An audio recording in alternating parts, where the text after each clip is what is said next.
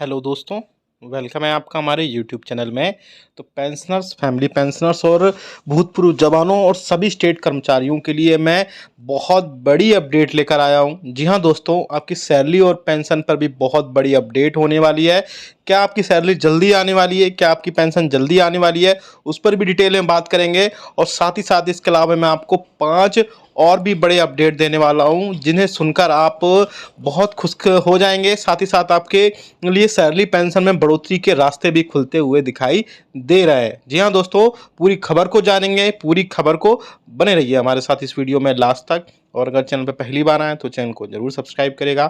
साथ ही साथ आप हमारी वीडियोस की लेटेस्ट नोटिफिकेशन के लिए घंटे के निशान को भी प्रेस करिएगा, तभी आपके पास हमारी वीडियोस की लेटेस्ट नोटिफिकेशन आ पाएगी और आप हमारी वीडियोस को इसी तरीके से आगे भी वॉच कर पाएंगे। आपकी जो सैलरी और पेंशन में जल्द आने वाली है या लेट होने वाली है, उसके रिगार्डिंग हम बाद में बात करेंगे। पहले अदर जो 5 बड़ी खबरें आ रही हैं उनको हम देख लेते हैं। तो सबसे पहले उनमें बड़ी खबर आ रही है, वो बड़ी खबर है आपको फिक्स्ड मेडिकल अलाउंसेस को लेकर के। जी हाँ दोस्तों, आप सभी को पता है कि ऐसे पेंशनर्स, फैमिली पेंशनर्स या कर्मचारी जो नॉन सीजीएचएस एरियाज़ में रहते हैं, यानी कि जो एरियाज़ में सीजीएचएस के हॉस्पिटल्स या वेलनेस सेंटर्स या फिर वहाँ पर सीजीएचएस के डिस्पेंसरीज नहीं हैं, तो ऐसे एरिया में रहने वाले पेंशनर्स और फैमिली पेंशनर्स को सरकार की तरफ से 1,000 रुपये का फिक्स्ड मेडिकल अलाउंसेस दिया जाता है। जी हाँ दोस्तों, ऐसे में अब पेंशनर्स और पेंशनर्स एसोसिएशंस ने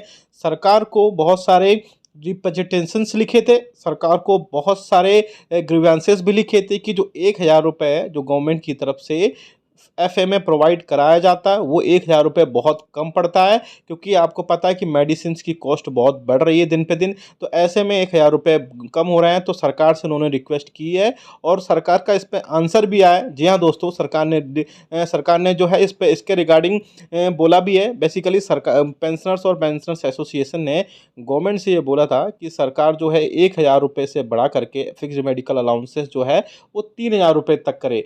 इसके रिगार्डिंग गवर्नमेंट ने क्लियर इंस्ट्रक्शन दिए है कि इसका जो मैटर है वो ministry of health and family welfare को जो है को भेज दिया गया है। वहाँ से अब जो है कुछ ना कुछ इसमें अपडेट लेकर आएगा। इसके रिगार्डिंग जो है आगे आने वाले दिनों में बहुत सारी चीज़ें क्लियर होंगी। लेकिन आप कमेंट करके बताएगा कि आपके हिसाब से कितने रुपए फिक्स्ड मेडिकल अलाउंसेस के रूप में पेंशनर्स और फैमिली पेंशनर्स के बढ़ने चाहिए। क्योंकि आपको भी पता है कि 1,000 रुपये जो ओपीडी मेडिसिन का खर्चा मिलता है वो बहुत ही कम होता है। लेकिन इस पर बहुत ज़्यादा पॉजिटिव जो है बढ़ाने के चांसेस भी दिख रहे हैं, क्योंकि वाकई में 1,000 रुपये पेंशनर्स और फैमिली पेंशनर्स के लिए बहुत कम होते हैं। दूसरी बड़ी खबर की तरफ चलें तो वो आ रही है आपके फिटमेंट फैक्टर को लेकर के। जी हाँ दोस्तों, अभी आप सभी को पता है कि 7वें वेतन आयोग के रिकमेंडेशंस के हिसाब से आपको जो है मिनिमम सैलरी 18,000 रुपये और मिनिमम पेंशन 9,000 रुपये उसमें 7वें वेतन आयोग के अकॉर्डिंग आपको प्रोवाइड कराई जाती है। ऐसे में 7वें वेतन आयोग के बाद में जो कि आपकी फिटमेंट फैक्टर है 2.58 गुना, उसके बेसिस पर आपकी सैलरी और पेंशन तय की जाती है। लेकिन अब मीडिया में ऐसी खबरें आ रही हैं, साथ ही साथ बहुत सारे जो ऐसो मीडिया बहुत सारे जो पेंशनर्स और फैमिली पेंशनर्स के एसोसिएशंस हैं, या बोल सकते हैं कि फेडरेशंस है, उन्होंने भी सरकार से रिक्वेस्ट की है कि सरकार जो है कर्मचारियों, पेंशनर्स और फैमिली पेंशनर्स का जो फिटमेंट फैक्टर है उसमें बढ़ोतरी करे, बढ़ोतरी 3.68 गुना तक करे। और ऐसा वाकई में होता है तो पेंशनर्स और फैमिली पेंशनर्स के लिए इसमें बहुत बड़ी खबर होगी, बहुत बड़ी राहत होगी। जी हाँ दोस्तों, पेंशनर्स और फैमिली पेंशनर्स की अगर ऐसे में मैं ऐसे में अगर फिटमेंट फैक्टर 3.68 गुना यानी कि 2.57 से 3.68 गुना तक जाता है, तो ऐसे में पेंशनर्स और फैमिली पेंशनर्स के बहुत ज़्यादा राहत की खबर होने वाली है। और ऐसे में आपकी पेंशन जो है 9,000 रुपये से बढ़ करके करीब 13,500 से 14,000 रुपये तक पहुंचेगी। और साथ ही साथ आपकी जो सैलरी है वो 25 से 26,000 रुपये बेसी तक पहुंचने की पूरी पूरी संभावना जताई जा रही है। इस पर भी अगर ऐसा होता है तो हम आपको ज़रूर बता देंगे।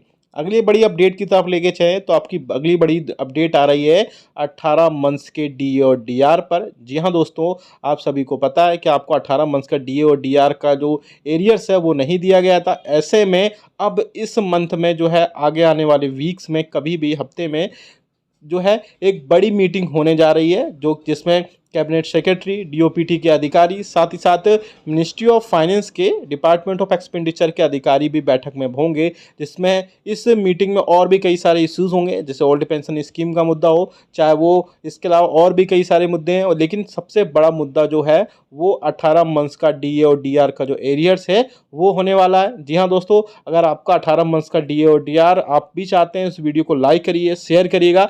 और इसके अलावा जो है बाकी में 18 मंथ्स का जो डीए डीआर है उसकी 3 इंस्टॉलमेंट्स मिल जाती हैं।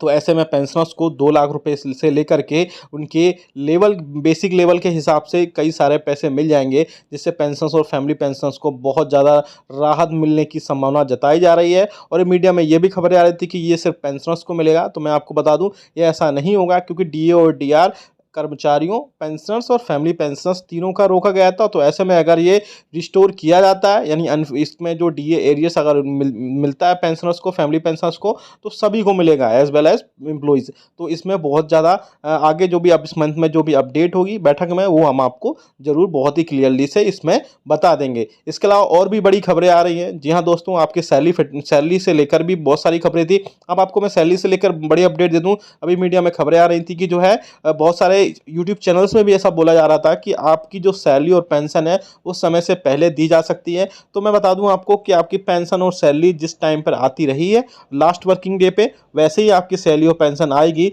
इसमें किसी भी हिसाब से कोई भी आगे बढ़ोतरी या कमी नहीं की जाएगी। एक और बड़ी अपडेट मैं आपको दे दूं कि गवर्नमेंट की पेंशनर्स और फैमिली पेंशनर्स और इसके अलावा जो पेंशनर्स की एसोसिएशंस और फेडरेशंस हैं, उन्होंने सरकार को 2 प्रपोजल भेजे हैं। जी हाँ दोस्तों, आपकी पेंशन में बढ़ोतरी को लेकर के मैं प्रीवियस वीडियोस में भी बता चुका हूँ।